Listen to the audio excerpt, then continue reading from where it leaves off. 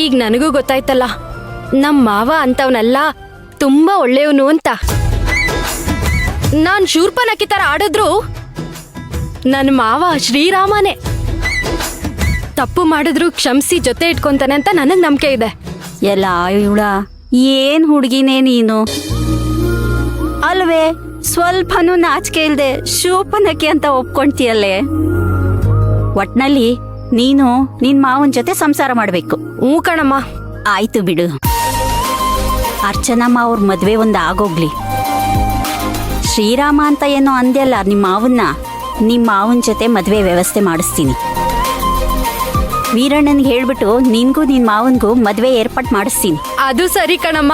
ವೀರಣ್ಣವ್ರು ಒಂದ್ ಮಾತು ಹೇಳಿದ್ರೆ ಸಾಕು, ನಮ್ ಚಿನ್ನು ಮಾವನ್ಗೆ ಲಕ್ಷ್ಮಣ ರೇಖೆ ಹೇಳ್ದಂಗೆ. ಯಾವುದೇ ಕಾರಣಕ್ಕೂ ಮಾವ ಆ ಗೆರೆ ದಾಟಲ್ಲ. ನಾನು ದಿನ ದೇವ್ರತ್ರ ಬೇಡ್ಕೊಂತಾ ಇದ್ದೀನಿ ಕಣೆ. ನಿಂದು ಚಿನ್ನೋದು ಒಂದ್ ಮದ್ವೆ ಆಗ್ಬಿಟ್ರೆ ಸಾಕು ಕಣೆ. ಅಮ್ಮ, ಆಗತ್ತೆ ಕಣಮ್ಮ. ನೀನು ಇನ್ನೊಂದ್ ಸ್ವಲ್ಪ ಚೆನ್ನಾಗ್ ಬೇಡ್ಕೊ, ಒಳ್ಳೆ ಮನ್ಸಲ್ಲಿ. ಅದ್ ಸರಿ, ಇವಾಗ ನಡಿ ಮದ್ವೆಗೆ ಹೋಗ್ಬಿಟ್ ಬರೋಣ ಬಾ. ನೀನ್ ಹೋಗ್ಬಿಟ್ ಬಾರೆ, ನನ್ಗೆ ಯಾಕೋ ತುಂಬಾ ತಲೆನೋವ್ತಾ ಇದೆ.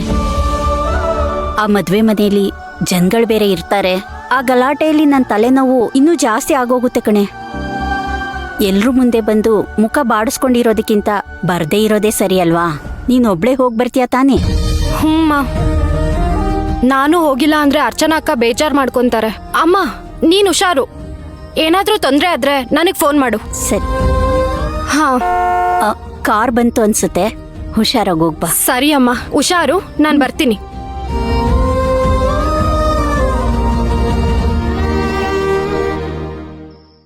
ನಮ್ಮನೆ ಈಗ ಯಾವಾಗ್ಲೂ ಬೆಳಕಾಗಿರುತ್ತೆ. ಯಾಕಂದ್ರೆ ನಮ್ಮ ಮಚ್ಚುನೇ ನಮ್ಮನೆ ಬೆಳಕು. ಅವಳನ್ನ ಕಳಿಸ್ಕೊಟ್ಮೇಲೆ ನಮ್ಮನೆ ಹೇಗಿರುತ್ತೆ ಅಂತ ನೀವೇ ಯೋಚನೆ ಮಾಡಿ. ಇನ್ ಹೇಗಿರುತ್ತೆ ಸುಮತಿ? ಹೂವಿಲ್ದೇ ಇರೋ ತೋಟದ ತರ ಇರುತ್ತೆ, ಸೂರ್ಯ ಚಂದ್ರ ಇಲ್ದೇ ಇರೋ ಆಕಾಶದ ತರ ಇರುತ್ತೆ, ನೀರಿಲ್ದೇ ಇರೋ ಬರಡು ಭೂಮಿ ತರ ಇರುತ್ತೆ. ಯಾವಾಗ ನಮ್ಮಚ್ಚು ಮದುವೆ ಮಾಡ್ಕೊಂಡು ಹೊರದೇಶಕ್ಕೆ ಹೋದಾಗ ಸುಮತಿ, ಆದ್ರೀಗ ನಾವು ಮದುವೆ ಮಾಡ್ಕೊಡ್ತಾ ಇರೋದು ಶಾಂತಿ ನಿವಾಸಕ್ಕೆ. ಅದಕ್ಕೆ ಅಲ್ವಾ ನಾವು ಈ ಶಾಂತಿ ನಿವಾಸದ ಪಕ್ಕದಲ್ಲಿ ಯಾವ್ದಾದ್ರು ಪ್ರಾಪರ್ಟಿ ಸಿಕ್ಕರೆ ಪರ್ಚೇಸ್ ಮಾಡ್ಬೇಕು ಅಂತ ಯೋಚನೆ ಮಾಡ್ತಾ ಇರೋದು. ನಮ್ಮನೆ ಬೆಳಕು ಮತ್ತೊಬ್ರ ಮನೆ ಬೆಳಗಕ್ ಹೋಗ್ತಿದ್ದಾಳೆ.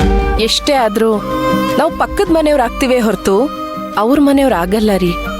ಸುಮತಿ, ನೀನ್ ಮಾತಾಡ್ತಾ ಇರೋ ಮಾತಾ ಇದು ಬೇಡ ಸುಮತಿ. ಇಷ್ಟೊಂದು ಎಮೋಷನಲ್ ಆಗ್ಬೇಡ. ನೀನ್ ನನಗೇನು ಹೇಳ್ತಾ ಇದ್ದೆ ರೀ? ನಮ್ಮ ಅಚ್ಚ ನಮ್ಮನ್ ಬಿಟ್ಟು ಎಲ್ಲೂ ಹೋಗೋದಿಲ್ಲ, ಪಕ್ಕಕ್ಕೆ ತಾನೇ ಹೋಗ್ತಾಳೆ ಅಂತ ನೀನ್ ತಾನೇ ನನಗೆ ಹೇಳ್ತಾ ಇದ್ದಿದ್ದು. ನಾನ್ ಧೈರ್ಯ ತುಂಬ್ತಿದ್ದೆ ನಿಜ ರೀ, ಆದ್ರೆ ಈಗ ನನಗೆ ಯಾಕೋ ಧೈರ್ಯ ಸಾಲ್ತಿಲ್ಲ. ಏನ್ ಸುಮತಿ ನೀನು? ನೋಡ್ ಸುಮತಿ, ನೀನ್ ಯಾವ ಟೆನ್ಷನ್ ಇಟ್ಕೋಬೇಡ. ಈ ಸಲ ನಮ್ಮ ಅಚ್ಚು ಮದುವೆಗೆ ಯಾವ ಅಡ್ಡಿ ಆತಂಕನೂ ಬರೋದಿಲ್ಲ. ಮದುವೆ ನಿರಾತಂಕವಾಗಿ ನಡೆಯುತ್ತೆ.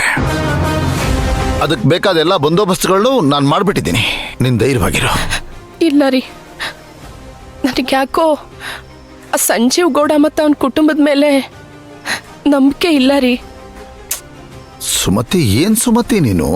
ಹಾಗೆಲ್ಲ ಏನು ನಡೆಯಲ್ಲ ಅಂತ ನಾನು ಹೇಳ್ತಾ ಇದ್ದೀನಿ ತಾನೆ. ಅಂದಮೇಲೆ ನೀನ್ ಯಾರ ಮೇಲೆ ಯಾಕೆ ಅನುಮಾನ ಪಡ್ತೀಯ? ಈ ಸಲ ಯಾವ ಅಡ್ಡಿ ಆತಂಕನೂ ಆಗೋದಿಲ್ಲ. ಎಲ್ರೂ ಕಣ್ತುಂಬ ನಿದ್ದೆ ಮಾಡ್ತೀವಿ.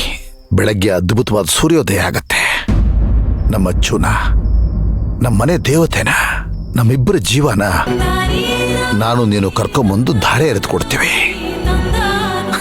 ಮಂಟಪಕ್ಕೆ ಬಂದವರೆಲ್ಲ ಹರಸಿ ಆಶೀರ್ವಾದ ಮಾಡ್ತಾರೆ. ಇಷ್ಟೇ ತಾನೇ ನಡೆಯೋದು.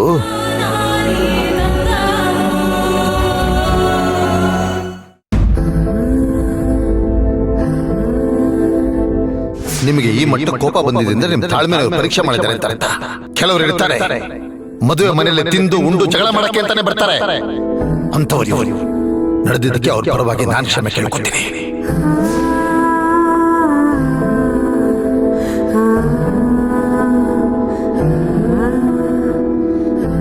ಸಿದ್ದು, ಊಟಕ್ಕೆ ಹೋಗೋಣವಾ? ಬೇಡ ಸಾಧನ, ನನ್ಗೆ ಹಸ್ವಿಲ್ಲ. ಯಾಕೆ? ಓ, ಆಗ್ಲೇ ನಡೆದಿರೋ ಘಟನೆನ ಹಾಗೆ ಮನ್ಸಲ್ಲಿ ಇಟ್ಕೊಂಡಿದ್ದೀರಾ? ಅಯ್ಯೋ ಇಲ್ಲ ಸಾಧನ, ಅವನ್ ಯಾರೋ ಮೂರ್ಖ ಆಗಿ ನಡ್ಕೊಂಡ ಅಂತ ನಾನು ಅದನ್ನೇ ಯೋಚನೆ ಮಾಡ್ಕೊಂಡ್ ಕೂತ್ಕೋತೀನ. ಅದಲ್ಲ ನನ್ ಚಿಂತೆ. ಮತ್ತೆ ವೀರಣ್ಣವರು ಕೈ ಮುಗಿದು ಬೇಡಿ ಕ್ಷಮೆ ಕೇಳ್ಬಿಟ್ರು. ಆ ಕ್ಷಣದಲ್ಲಿ ಅರ್ಚನನ್ ಮುಖ, ಅಯ್ಯೋ ಅದನ್ನೆಲ್ಲ ನನ್ನ ಕೈಲಿ ಮರೆಯಕ್ ಆಗ್ತಾನಿಲ್ಲ ಸಾಧನಾ. ಸರಿ. ಅಯ್ಯೋ ಮದ್ವೆ ಮನೆ ಅಂದ್ಮೇಲೆ ಇಂಥದ್ದೆಲ್ಲ ನಡೆಯುತ್ತೆ. ನನ್ಗೆ ಹೊಟ್ಟೆ ಹಸಿತಾ ಇದೆ, ನಡೀರಿ ಸಿದ್ದು. ನೀನ್ ಹೋಗಿ ಊಟ ಮಾಡು, ನನಗ್ ಬೇಡ. ಸರಿ ಬಿಡಿ, ಹಾಗಾದ್ರೆ ನಂಗೂ ಬೇಡ. ಸಾಧನಾ ಯಾಕೆ ಹಿಂಗ್ ಹಠ ಮಾಡ್ತೀಯಾ? ಸರಿ, ಒಂದ್ ಕೆಲ್ಸ ಮಾಡು, ಇಲ್ಲೇ ತಂದ್ಬಿಡೋಗ್ ನಾನು ತಿನ್ಕೋತೀನಿ. ಹೋಗು. ಏನು, ರಾಯರ್ಗೆ ಬಹಳ ದಿನ ಆದ್ಮೇಲೆ ನಾನು ಊಟ ತಂದ್ಕೊಡ್ಬೇಕಾ? ಅಲ್ಲ, ಬರೀ ಊಟ ತಂದ್ಕೊಟ್ರೆ ಸಾಕ, ಇಲ್ಲ ಮಗು ತಿನ್ನಿಸ್ದಂಗ್ ತಿನ್ನಿಸ್ಲಾ? ಸಾಧನಾ, ನೀನ್ ಬಿಡಿ, ಅವನ್ ಯಾವನ ತಲೆ ಕೆಟ್ಟವನ್ ಏನೋ ಮಾಡ್ದ ಅಂತ ನೀವ್ಯಾಕೆ ಕೂತಿದ್ದೀರಾ? ನಡೀರಿ. ಹಾಗೆಲ್ಲ ಏನಿಲ್ಲ, ಅವನ ಬಗ್ಗೆ ನನ್ಗೇನು ಯೋಚನೆ ಇಲ್ಲ. ಅದನ್ನ ಆದ್ರೂ ಪಾಪ. ಓ ಕ್ಷಮಿಸ್ಬಿಡಿ ಸರ್, ನನ್ನಿಂದ ತಪ್ಪಾಗಿದೆ. ಪರವಾಗಿಲ್ಲ ಬಿಡಪ್ಪ, ನಾನು ಯಾವಾಗ್ಲೂ ಮರ್ತ್ಬಿಟ್ಟೆ ಅದನ್ನ. ನಿನ್ಗದ ಅರ್ಥ ಆಯ್ತಲ್ಲ, ನನ್ಗಷ್ಟೇ ಸಾಕು. ಆದ್ರೆ ನಾನ್ ಮರ್ತಿಲ್ವಲ್ಲ. ವಾಟ್?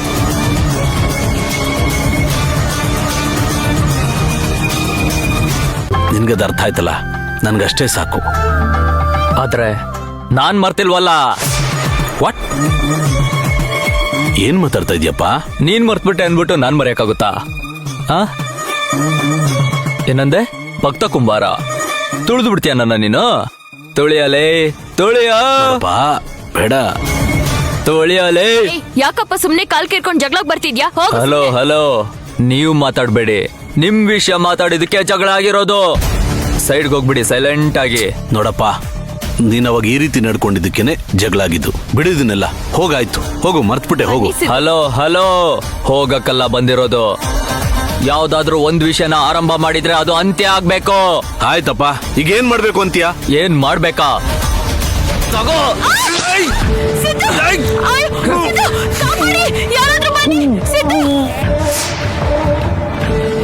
ನೋಡ ಬಾ.